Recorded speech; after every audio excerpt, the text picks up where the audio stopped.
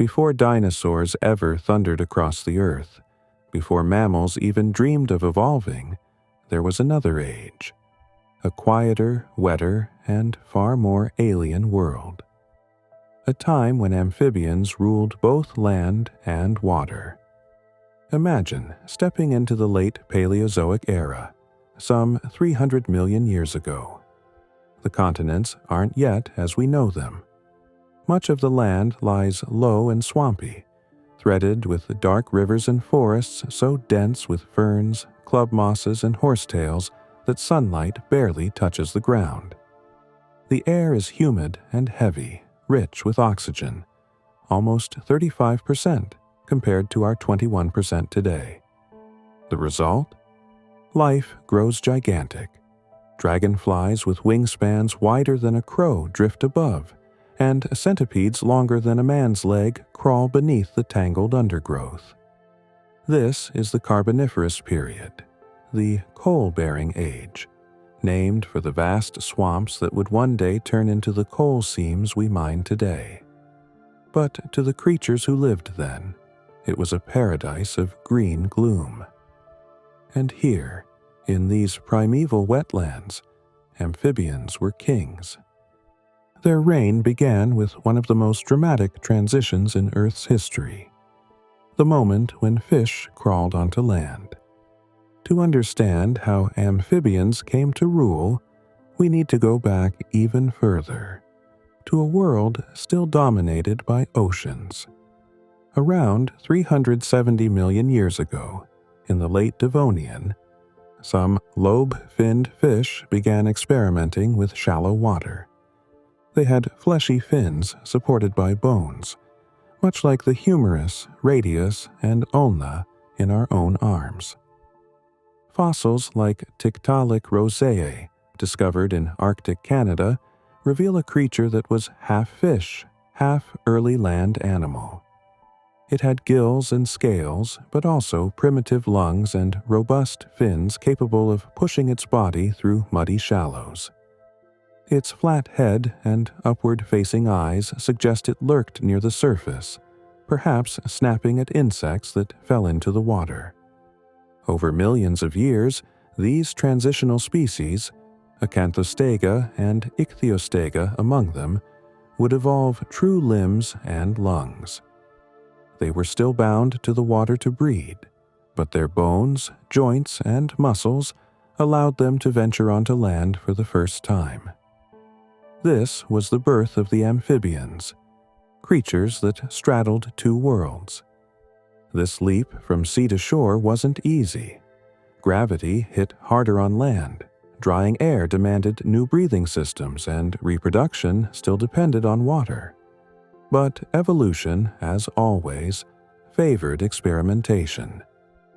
And those who could breathe air, resist dehydration, and move their weighty bodies across mud gained access to fresh food sources and fewer predators. So began an age of innovation, the Amphibian Age. As the Devonian gave way to the Carboniferous, the Earth's continents clustered around the equator. Warm, wet conditions prevailed, and plants grew to enormous sizes. Trees with bark thicker than an arm, like Lepidodendron and Sigillaria, formed dense forests that trapped carbon and pumped oxygen into the air. In this supercharged atmosphere, amphibians thrived.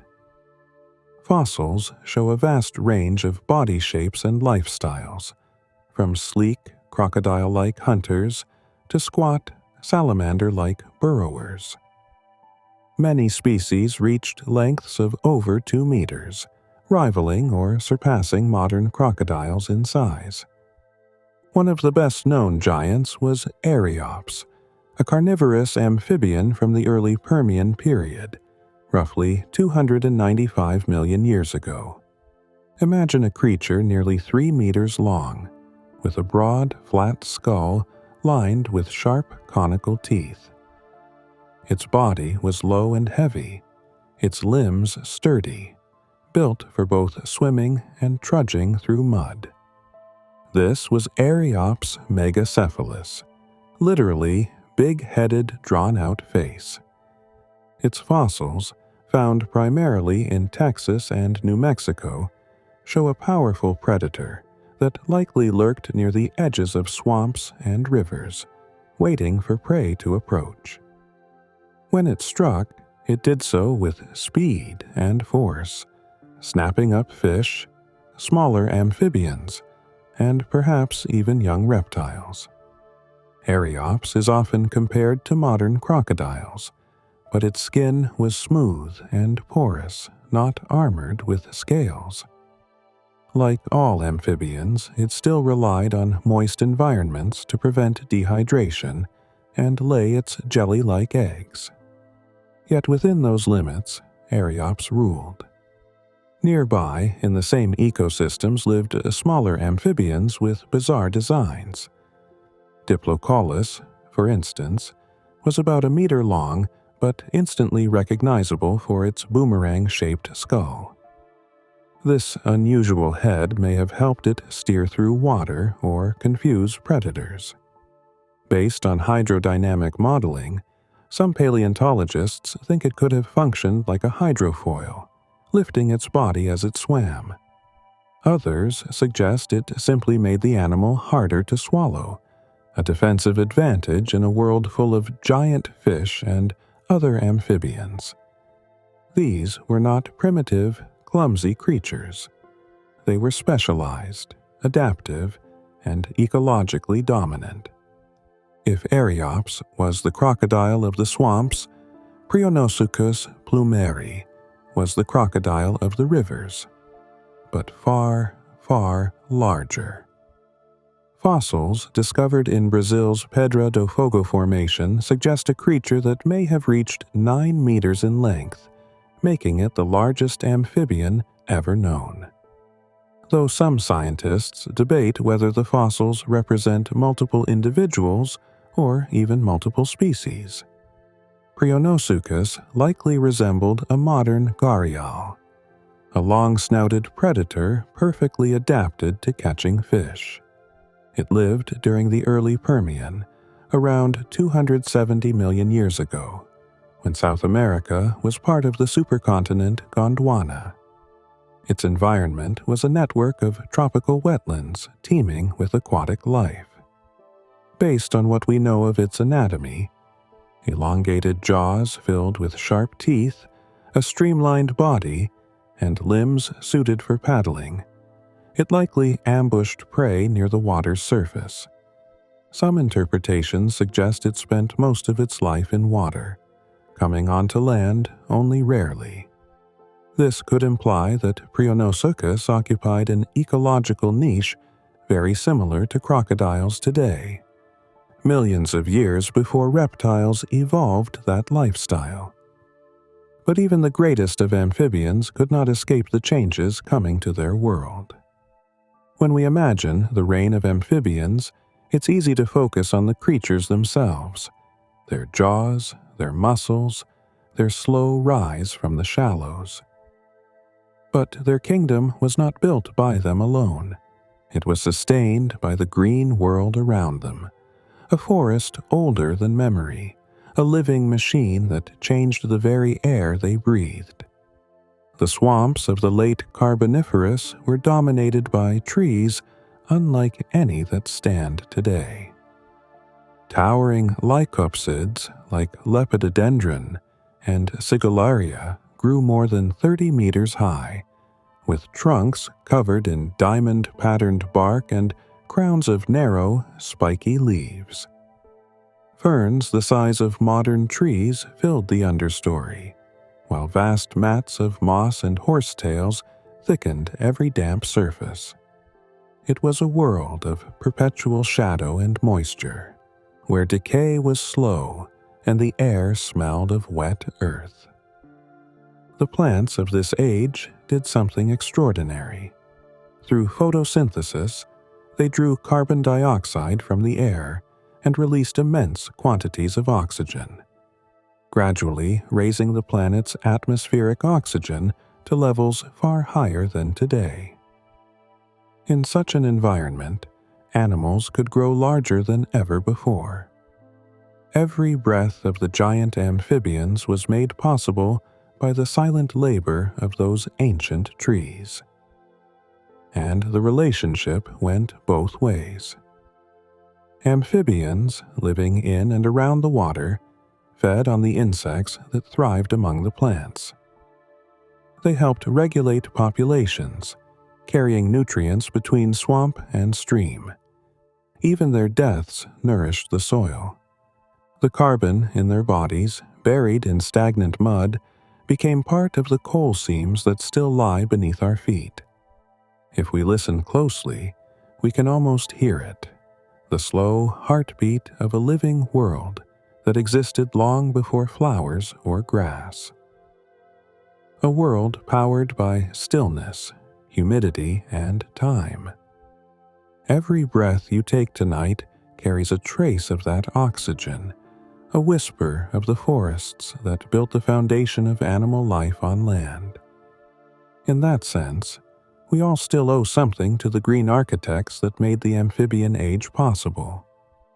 Now, imagine diving into one of those ancient ponds, a window into the carboniferous heart of the world.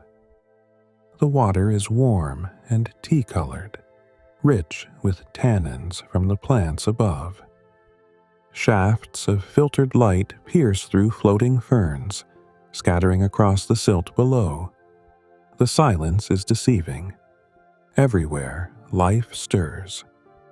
A small amphibian, Dendrerpiton, peers from a crevice in a submerged log, its wide eyes flicking toward darting shadows.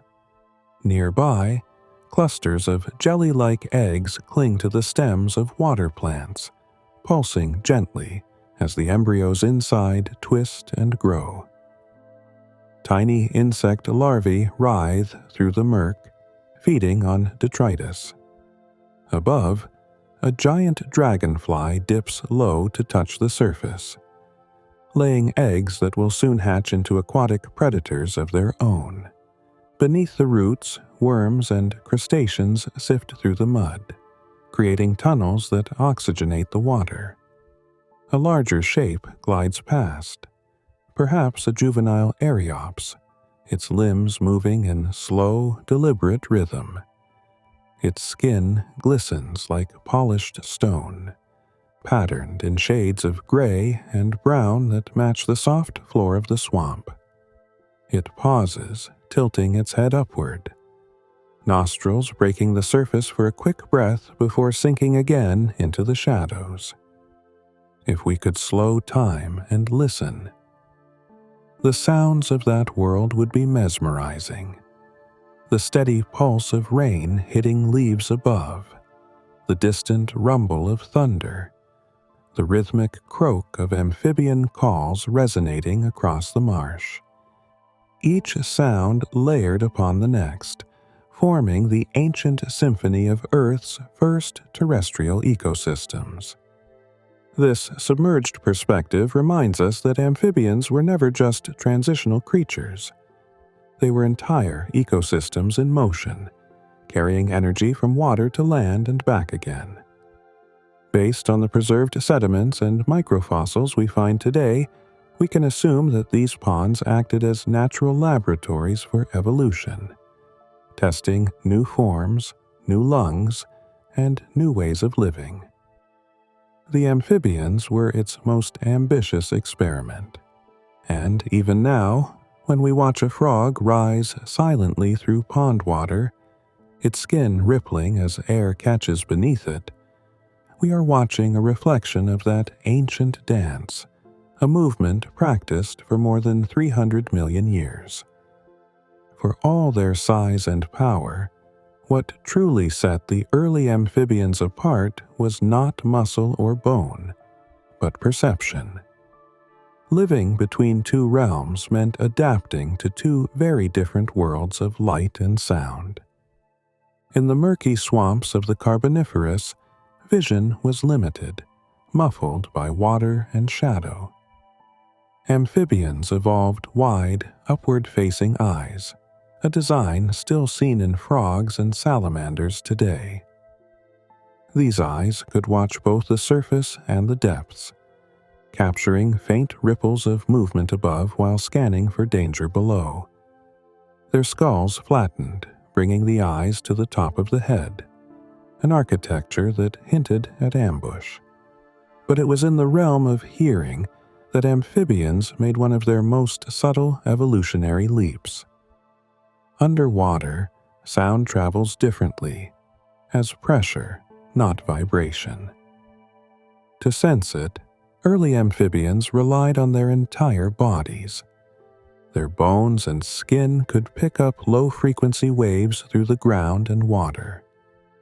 Later, as some species ventured further onto land, they developed new methods to perceive airborne sound. The stapes, a small bone in the middle ear, began to act as a bridge between the outside world and the inner ear, translating air pressure into something the brain could understand. We can infer that this dual sensitivity allowed amphibians to exist in two sensory dimensions at once. They could feel thunder before hearing it, sense movement through a still pond before seeing the ripples. This gift gave them a unique awareness of the rhythms around them, the kind of instinct that makes a frog fall silent just before the rain begins. Even smell played a role in this dual life. Primitive amphibians evolved olfactory systems capable of detecting chemicals both in air and water. When a creature like Ariops surfaced, its nostrils drew in air, while internal folds helped it separate scents, a survival tool for detecting prey or mates nearby. Their skin itself was a sense organ. Moist, permeable, alive with nerves and blood vessels, it let them taste their environment in ways mammals never could. They could feel the difference between clean water and stagnant pools, track temperature shifts, and respond to humidity as if the air itself spoke to them. Modern amphibians still carry this sensory heritage. When a frog closes its eyes to swallow, when a salamander freezes at the faint tremor of a footstep, when a toad lifts its head toward distant thunder, these are echoes of an ancient design perfected long before humans learned to listen. Reproduction was perhaps the greatest challenge of life between water and land. The sea had once been a cradle, a place where eggs could float safely, shielded by water. But the land was different, dry, harsh, unpredictable. For early amphibians, continuing the cycle of life meant carrying a piece of the water with them wherever they went. Most laid their eggs in shallow pools, wrapping them in soft jelly instead of hard shells. These transparent orbs held tiny developing embryos, fragile and dependent on the moisture around them. When conditions were right, the eggs hatched into aquatic larvae, creatures with gills and tails, more fish than amphibian. Over time, they would absorb their gills, sprout limbs, and breathe air, a miniature reenactment of their species' ancient journey from water to land. Some species experimented with more unusual strategies. Fossil evidence and comparison with modern relatives suggest that certain Carboniferous amphibians may have guarded their eggs directly, curling their bodies around them, or carrying them within moist burrows. This behavior, seen today in many frogs and salamanders, could imply that parental care is far older than once thought. In some living species, such as the Suriname toad, eggs embed in the skin of the female's back, a striking reminder of how evolution finds creative ways to keep fragile life safe. Others carry their young in their mouths or stomachs, or guard puddles and tree holes, until metamorphosis is complete. These strategies, though modern, reflect instincts that likely trace back to the age when amphibians first ruled. To imagine it is to see devotion written into survival itself. The sight of a mother guarding her eggs against the drying air, the father defending a stretch of muddy bank from intruders. Their love was not sentimental, but instinctual, as much a part of life's rhythm as the heartbeat itself. The great reptiles would later free themselves from these constraints, sealing their young in shells that defied dryness. But amphibians, tied still to the water, remind us of a time when all life required the planet's breath to survive. Their parenting was a quiet act of defiance against extinction, proof that care itself can be an evolutionary weapon. Night descends over the carboniferous swamps. The light fades, turning green shadows to deep blues. The air cools just slightly, and the first droplets of mist begin to rise from the water. What follows is not silence but music. From the reeds, the rhythmic clicking of early insects fills the air. A primitive chorus, the ancestors of crickets and cicadas. In the distance, a soft croak answers, deep and resonant. Then another. Soon, the marsh vibrates with overlapping calls, each one slightly different in tone and rhythm, each belonging to a different species announcing its presence. Above, giant dragonflies flutter with heavy, deliberate strokes, their wings catching the faint shimmer of moonlight. Their movements create soft drafts of wind that ripple across the swamp's surface. Somewhere beneath, a diplocaulus slides through the dark water, disturbing silt that glows faintly with trapped air bubbles. If you could stand there and listen, truly listen, you'd hear layers of life folding together into a single living soundscape. The dripping of condensation from fern fronds, the occasional splash of something unseen, the heartbeat of thunder rolling far away. This was the Earth's first orchestra, a symphony composed not by humans, but by evolution itself. Every sound had a purpose: to call, to warn, to claim, to survive. The croaks of amphibians were love songs and territorial markers all at once. Their volume told the world that life was thriving, that the swamps were alive. Scientists studying fossilized ear structures and modern amphibian behavior can estimate how these ancient calls might have sounded, deep, vibrating through water and air alike. They would have echoed far through the forest, marking the arrival of rain or the passing of night. Even now, when you listen to a chorus of frogs after sunset, you are hearing that same ancient rhythm, nearly unbroken through millions of years. A sound older than birdsong, older than the hum of insects, older even than the whisper of leaves. In the dim light beneath the canopy, not every amphibian hunted by sight or strength. Many relied on stillness, waiting in the dark pools where time itself seemed to slow. Fossil traces show creatures with elongated bodies and reduced limbs, designs for patience, not pursuit. Imagine the shallows of a carboniferous stream. Roots dip into black water, and beneath them lies a hunter no longer than your forearm. Its skin blends with the mud, speckled with flecks of brown and green. This small amphibian waits for hours, motionless, its eyes half closed beneath the film of surface tension. Suddenly, a shimmer, a school of tiny armored fish. the amphibian's mouth opens in a flash, creating a vacuum that pulls the prey inward. In an instant, the surface is smooth again, as though nothing happened. Creatures like this reveal that domination in the ancient swamps wasn't always about size. Some ruled through silence, others through shape.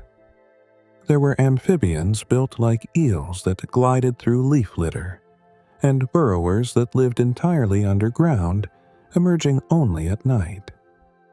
In the fossil record, paleontologists find narrow tunnels pressed into ancient mudstone, the signatures of their passage.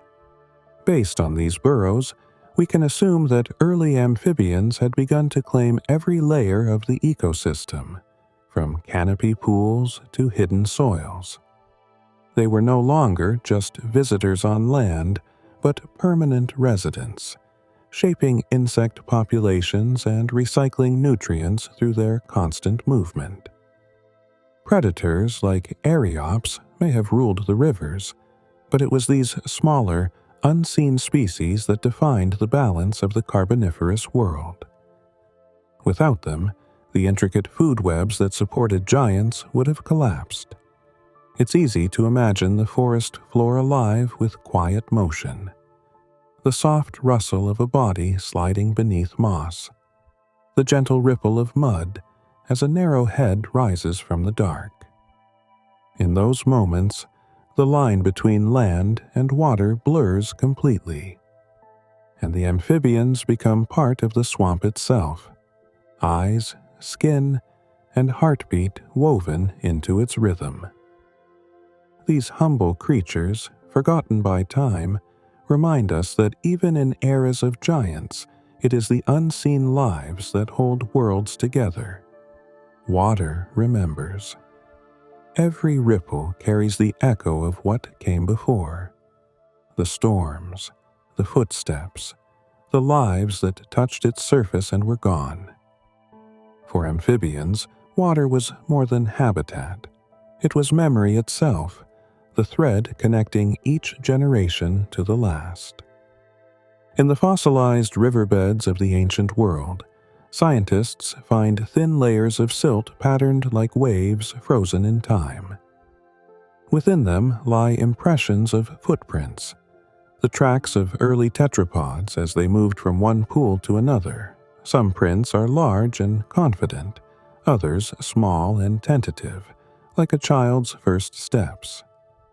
They tell a story not of a single species, but of continuity, of one life learning from the traces of another. Perhaps an ichthyostega followed the smell of algae to the same shore where its ancestors once crawled. Perhaps a juvenile Ariops returned each season to the same bend in the river where it first took its breath of air. These are small imaginings, but they fit the evidence. Trackways found in repeating layers of sediment, as though the same paths were walked for centuries. We can infer that amphibians possessed a kind of environmental memory, an instinctual map tied to water and weather. Modern frogs, after all, return year after year to the ponds where they were born, guided by a hint, and the faint pull of the Earth's magnetic field. It is not unreasonable to think their ancient kin did the same, long before continents took their modern shape. The memory of water also explains their persistence. When droughts came, some burrowed into the damp soil, waiting for the rains. Others followed shrinking rivers deeper into lowlands, tracing moisture like a pulse. Their migrations, slow and quiet, were among the first long journeys made by land animals. In this way, amphibians became the planet's first navigators, creatures whose loyalty to water tied them to the planet's breath itself. Even as climates shifted and ecosystems rose and fell, that instinct endured. And so, each time a frog calls after rainfall, it is repeating an act older than mountains, announcing that water has returned, that life can begin again. In the ripples that spread from its throat, the ancient world speaks once more. The earth was changing, slowly but surely, and those changes echoed through every swamp and forest. Amphibians, once masters of their realm, found themselves surrounded by shifting climates and encroaching rivals. The ancient wetlands that had nurtured them began to recede. Vast floodplains dried, and new mountain chains redirected rivers that had once sustained countless generations of life. The steady rhythm of warm rains faltered, replaced by erratic seasons and long stretches of drought. The great amphibians did not vanish all at once. They lingered, stubborn and resilient, clinging to the last pools and shaded marshes. Fossil beds from the early Permian reveal a patchwork of survival, species holding on in isolated ecosystems while others disappeared entirely. Some evolved toward more terrestrial forms, their limbs stronger, their bodies more compact. Yet even with these adaptations, they remained tied to the moisture that had birthed them. When we examine their fossils, we find a story written not only in bone, but in absence. Layers once rich with amphibian remains grow sparse over time.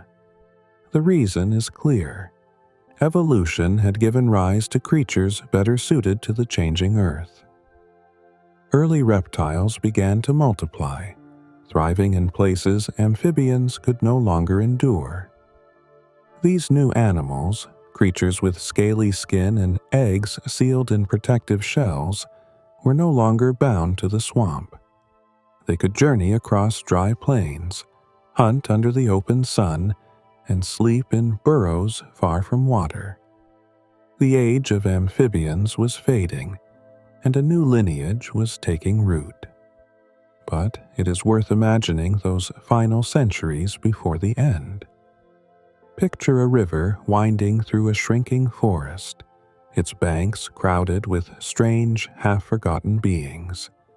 Massive, wide-headed predators like Ariops still lurked at the water's edge, their eyes breaking the surface like twin stones. Slender, eel-bodied amphibians glided through the shallows, while smaller species darted among reeds.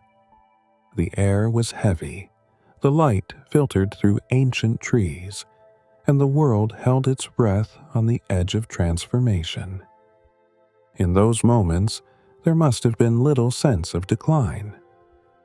The amphibians still ruled their familiar swamps, their calls filling the dusk. But beneath that seeming stability, the planet itself was rearranging. The continents were drifting together, forming the supercontinent Pangaea. The climate dried further, and the oxygen levels that had once allowed giants to grow began to fall. Even the once gigantic insects of the Carboniferous began to shrink. It was as though the Earth was reclaiming the excesses of its own creation. The great volcanic eruptions that would mark the end of the Permian had not yet begun, but the stage was set. Life had diversified to an extraordinary degree, and with that diversity came vulnerability. Complex ecosystems can collapse as easily as they form. When the eruptions finally came, in what is now Siberia, the effects were apocalyptic. The air filled with ash, the oceans turned acidic, and global temperatures soared. Nearly all life suffered. Amphibians, already diminished, were devastated. In the fossil record, the disappearance is abrupt. Great labyrinthodonts, once the apex predators of rivers and swamps, vanish. Only a handful of species endured into the Triassic, among them the ancestors of today's frogs and salamanders. These survivors were smaller, more adaptable, and lived in water bodies that offered refuge from the turmoil. They endured not by strength or size, but through the quiet power of persistence. From this bottleneck of survival emerged the amphibians we know today. Frogs, with their remarkable life cycles, are echoes of that dual existence between water and land. Salamanders, graceful and secretive, retain the ancient body plan of their ancestors, and cassitelians, legless and burrowing, remind us that amphibians have always been explorers, finding ways to live where others cannot. Each one carries within its fragile skin the story of a lineage older than the dinosaurs themselves. Their history is not only ancient but instructive. When we study how amphibians once flourished and declined, we learn how tightly life is bound to its environment. Amphibians, with their permeable skins and delicate eggs, are mirrors for the health of their world. When climates shift or waters grow polluted, they are among the first to suffer. In this way, they continue to speak for the stability of the planet, just as they once defined it. There is a haunting beauty in their endurance. The amphibians that survived extinction became smaller, quieter, and more elusive, yet they never disappeared. They found ways to adapt to jungles, deserts, mountains, and even freezing tundra. Their songs returned after silence, soft but enduring. Every croak at dusk, every ripple beneath a pond's surface, is a reminder that once, long ago, their kind ruled the earth. It's humbling to think of them not as remnants, but as keepers of memory. They have witnessed the rise of reptiles, the reign of dinosaurs, and the long ascent of mammals. They have outlived cataclysms that reshaped continents. Even today, when many amphibian species face threats from climate change and disease, their persistence tells us something profound about the nature of life. Survival is not always about dominance. It's about adaptation, patience, and quiet strength. Perhaps, in some deep sense, their reign never truly ended. Though they no longer command the vast swamps of prehistory, they continue to weave through Earth's story, subtle but essential. The giants may have fallen, but their descendants endure, living bridges between the ancient and the modern, between water and land. And when we stand beside a pond on a summer night and hear the chorus of frogs rising through the dark, we are listening to echoes of that lost world. Each voice, fragile and timeless, carries the memory of an age when the earth belonged to the amphibians. The air hums with their history, and for a moment it feels as though that forgotten kingdom has returned, alive again in sound and shadow. If this journey through the primordial world stirred your imagination, take a moment to breathe with it, to feel the ancient rhythm beneath your own heartbeat. Like, subscribe, and join me next time as we uncover more stories hidden in the deep past.